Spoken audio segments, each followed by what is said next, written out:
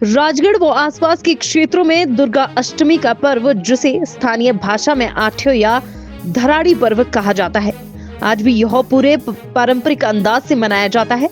आधुनिक समय में भी लोग सदियों पुरानी परंपराओं और रीति रिवाजों को निभाते हुए अपनी सांस्कृतिक विरासत को जीवंत बनाए हुए है।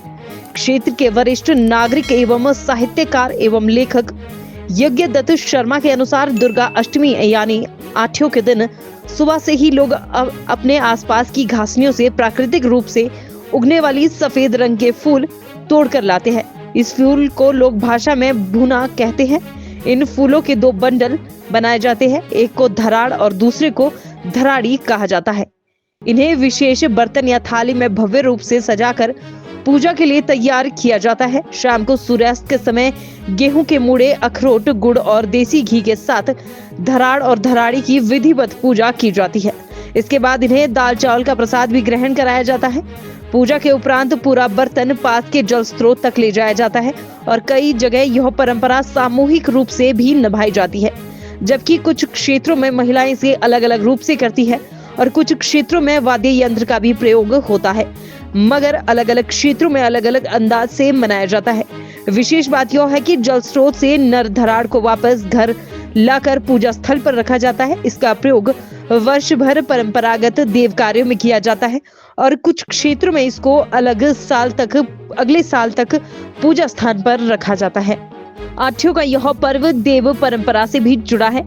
इस दिन लोग अपने कुल देवता और अपने ग्राम देवता के मंदिरों में जाकर पूजा अर्चना करते हैं, कड़ा प्रसाद चढ़ाते हैं और आशीर्वाद प्राप्त करते हैं।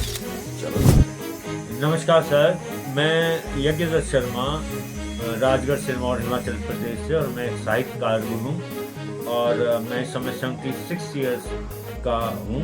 और अभी जो आज का दिन है हमारे क्षेत्र में है, ये जो पर्व मनाया जाता है अष्टमी का पर्व है और इसमें दुर्गा पूजा होती है और हमारे इस क्षेत्र में इसको धराड़ी का पर्व कहते हैं, धराड़ी का।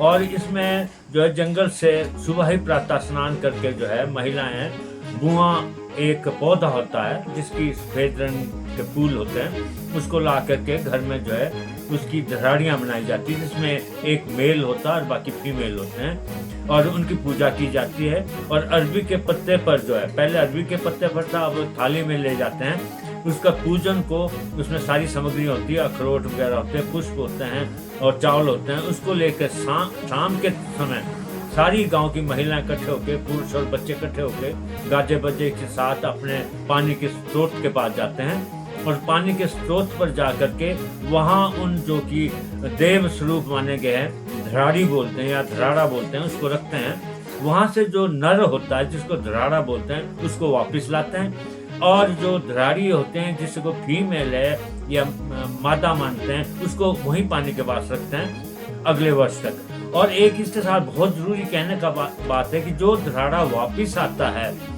यानी कि जो देव स्वरूप है, पुल्लिंग है, वो जब अगले साल दोबारा उसी के साथ वापिस चला जाएगा धराड़ियों के साथ। यानी कि पुराना जो है गाँव में लोग अपने पूजा स्थान पर रखते हैं और पूरे साल भर उसकी पूजा होती है और अगली अष्टमी को उसको पुराने को वहाँ ले जाते हैं और नए मूर्ति को वापस अपने इसमें लाते हैं और वहाँ पर डांस और गाजा बाजा होता है। उसके पश्चात लोग इस दिन जो खिचड़ी बनाते हैं, दाल चावल बनाते हैं और उसके पश्चात जो है गाँव में इकट्ठे होकर हुशु का पर्व मनाते हैं, जिसमें कि आग का ये खेल है और हुशु गहना जला करके हुशु फहराते हैं, जो कि पूरे दिवाली तक जो है चलता है। यानी कि 20-25 दिन जो है यह कार्यक्रम चलता रोज होता है सायंकाल और ये खुशी मनाई जाती है दीपावली तक।